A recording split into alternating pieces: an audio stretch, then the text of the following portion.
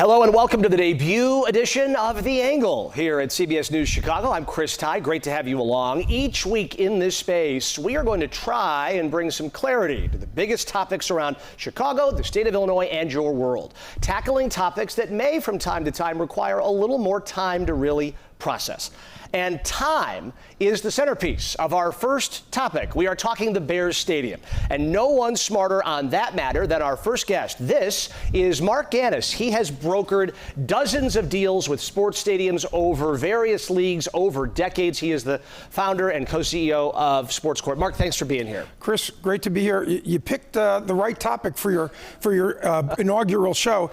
This story has been going on for a long time. And you and I have been talking about it for a long time, 5 years to be exact. September 2022 is when this thing really started going. Caleb Williams was a freshman in college. The stock market was 20,000 points lower. Joe Biden was in the first half of his term, and we were still deciding where might the Bears go, and here we are still in that window of time. Could anyone have forecasted it taking this long, Marc? No, these don't typically take this long. Certainly there are starts and stops when you get going on these things, and they can be delayed. But by now, there should have been definition on this, and there isn't yet. And there isn't, but there is some wording that the Bears put into play in the last 10 days, saying that Hammond is the sole focus of the $2 billion stadium. When they use these kind of words, sole focus, but it's not in ink, it's still in pencil, what should the average Bears fan read into that? Well, the first thing they should not read into is there not being a commitment on the part of the Bears for Hammond. The Hammond deal still has some more hurdles to cross. There are some local taxations that have to be approved. They're still doing the environmental work on the potential sites. That often takes time, especially for 300 plus acres. And that time frame, that need for that time, is what's allowed Illinois to be able to play in overtime if it chooses to.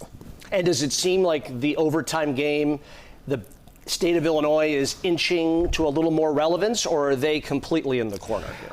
I've got to say, I have been shocked by the dysfunction in Springfield. They received everything that they asked for. A stadium with no public money, on land that does not involve any relocations, any movement of any people or businesses, that the team would be contributing to it.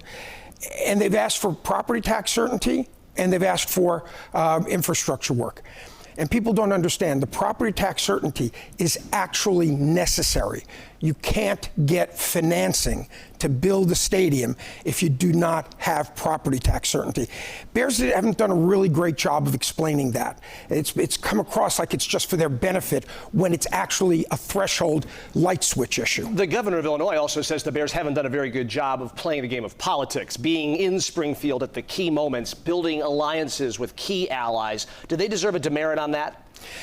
I think there are enough demerits to go around on this. The demerit I would throw at the Bears is wasting time with Mayor Brandon Johnson, who couldn't get anything done, still can't get anything done in Springfield, barely can get anything done in Chicago, and they wasted a year and a half or so on working with him.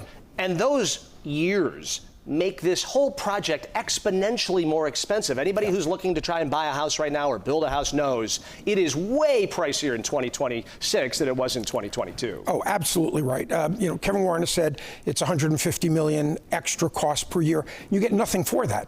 That's just pure inflation. Also, from the Bears' perspective, every year is lost revenue that you would have made from the stadium as well. The thing that just continues to surprise me is everything Governor Pritzker asked for, he has gotten. Everything. It's like they can't take yes for an answer because of interscene political problems in Springfield. So as we sit here towards the end of August, what would you put the percentile Indiana versus Illinois at? Where do you put that? Right now, there is no deal in Illinois. Right, but at the end of the day, where is this going to fall? I have to know what they're going to do in Springfield. If Springfield takes up the bill that Senator Cunningham put up on the last day, we always have to wonder, why does everything have to happen at on the last day? But he put it up in the last few hours of the last day. That bill, which is standard, it says no government money into the stadium. It says there'll be a stadium authority. And it says it could either be Chicago or Arlington Heights. And so to be clear, Indiana is no longer a foil. Some people thought this was sort of a fake out to pressure the Illinois legislature. There is pressure down there, but it's not at the expense of Indiana being sort of a figment option. No, Indiana's real. Indiana's real, very real. But there are some people who feel, you saw Roger Goodell allegedly with Illinois legislators in the last few days. There is still a lot of lobbying going on behalf of the McCaskies down in Springfield. It is not dead in Springfield by any stretch. There's still an opportunity, but you have to have the leaders, Chris Welch, Senator Harmon, and J.B. Pritzker, agree on a bill. It's not for the Bears to tell them what they want. They've been doing that for 2 years. Right. It's for them to agree on a single bill that meets the minimum necessary parameters. I want you to give some quick report card grades. Kevin Warren, A to F. What do we give him? Incomplete. Okay. J.B. Pritzker. Well, he's. I got to buckle you down to a letter. A C. How about Illinois legislature in general? What grade do we give them? I would give the Senate a B+, A-. I give the House an F. And the super governor, you call it. Tell me who that is and what grade that person gets. You know, one thing I've learned through this process is we have a person who is arguably the most powerful political figure in the state and has never received a vote or been up for a vote among the populace. Stacey Davis Gates, the head of the teachers union. How does she factor into the Bears? She has enormous influence on Chris Welch, on, obviously she got Brandon Johnson elected mayor, and on especially the Illinois, the Chicago delegation in the House. It is amazing. I've heard her name so many times in discussions with people from down there as the most powerful person in Illinois politics. And here we are entering hopefully the end of the fourth quarter in football parlance. When do you think we'll finally be able to put this thing to rest and say the Bears are going to X? Give me a month and a year. This fall, and it'll be at the end of the fall veto session. All right. We'll bring you back then. How does that sound? Fair enough. Marc Ganis, the smartest man on the topic. Great to have you here. Thanks so much. My pleasure. All right. We're going to talk a whole lot more about the Bears and about a whole lot more things that are going on around Chicago. From why is Brandon Johnson not in the race yet? That's when our Angle insiders join us next.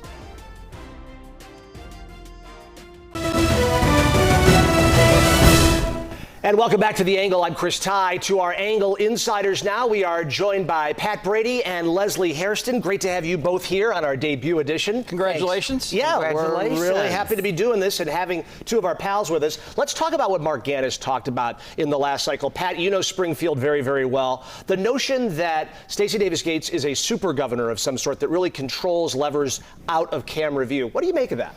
Yeah, I'm not involved in these negotiations, but I'm not sure if I believe that necessarily is true. I think a lot of people in Springfield would take offense to that. And I think the Springfield buzz on this is more that the Bears were more at fault than anybody in this process. And he was very blunt, and actually we were laughing as we watched the interview with the people that he thinks have not done a good job, including our mayor. And how about, Leslie, our mayor, who, along with Stacey Davis Gates, has really kept pushing this, keep him in Chicago. Is that a pipe dream, or do they really think that's feasible here? Well, it doesn't seem feasible. It hasn't seemed feasible for a long time. And I think that if Stacey had the power that he talked about, then we would have a deal and we wouldn't be having these conversations now. Interesting. Okay, let's talk about the conversation about Mayor Johnson. The Bears, this waiting game.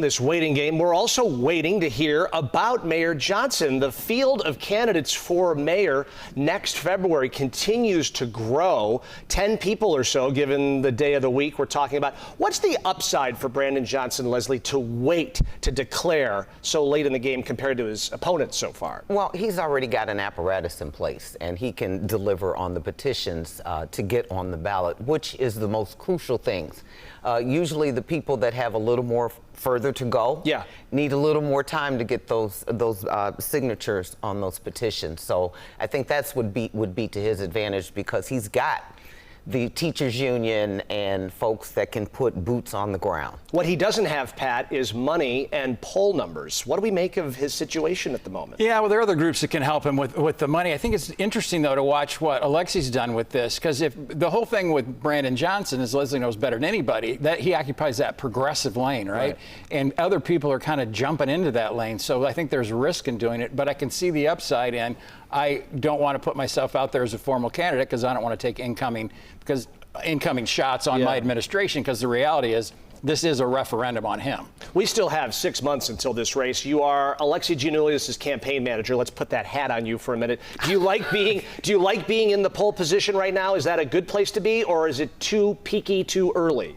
Well, I don't think it's too peaky too early. It depends on what you do from here on out. Right. And so he comes from a different background. Right. And so it's how many people can you touch? How many people can you relate to? You've got to get out there and separate yourself from everybody else. And I don't think that it's the progressive thing, because that has become very, very unclear. Yes. And so there's a far right progressive, there's a far left, and everybody claims progressive, but we don't really know where that is. And I think you're seeing a lot of repercussions from that in the number of people that have entered this mayoral race. If you were a betting person right now and you took the odds as they sit here, who would you back right now? Who would be the horse you would try to make some money on? Well, I'm not going to answer that now because nobody's on the ballot. Okay, and Pat? anybody worth their weight in salt is not going to do that. Got it. Yeah, I tried that the last 2 cycles and it was wrong. I remember Brandon Johnson could never win and Lori Lightfoot's at 4%. Wide open. You only need 130,000 votes to get to the runoff. It's anybody's race. Let's talk about one person who is mulling a run for mayor, County Treasurer Maria Pappas, who found herself in a fracas this week with the person helping Willie Wilson's campaign for mayor, Richard Boykin, himself a former Cook County commissioner. Pappas endorsed Boykin in his recent run for Congress, Boykin authoring a scathing takedown of candidates running for mayor while also running for their current elected office, and included Pappas in the bunch. And while Pappas is running again for county treasurer, she hasn't declared her run for mayor. Boykin released text from Pappas saying, "Why a blanking turncoat after all I did for you, you piece of blank? You have no character. Maybe it's how you were raised, boy. How stupid am I to have bet on you? This ain't over, Richard." Boykin then filed complaints with the county inspector general and asked for an apology. Pappas didn't publicly apologize nor walk it back, saying this is how friends talk, saying the two have been friends for years. How do we read this one? This one is explosive. You want me? I'd be happy to take a whack at it. I'm going to take a whack at it. I've known Maria for a long time. Yep. She is a stand-up quality person. She stands by her words. She doesn't mince her words. And I know that they have had a relationship for many, many years. Now, it depends on where you put your commas, where you put your periods, because it'd be like, boy, I'm not liking this. Right. Not calling you a boy, but as a term of expression. And that's the way that I read it. You know, to try to get somebody to get in the news, which would be the now declared candidate Willie Wilson, by using somebody who has been out for a long time, just shows that you're going to somebody that can help you pay your bills. Don't text when you're drinking or you're mad. Two rules in politics. So I don't know. But I think the underlying that, though, was the initial press release that talked about whether or not Maria Pappas is using her staff for political events. And I think that's what really raised the ire. But in that response, a public official, as much as we all love Maria, should not be putting that in a text to any constituent. And I think that was I think, very poor judgment, and I think it's going to reflect poorly on her. But I haven't seen texts like that in a while. Well, I disagree. I generally don't do text arguments. I'm going to cuss you out when I'm in your face. Right. And I'm sure if she had the option, she would have done the same thing.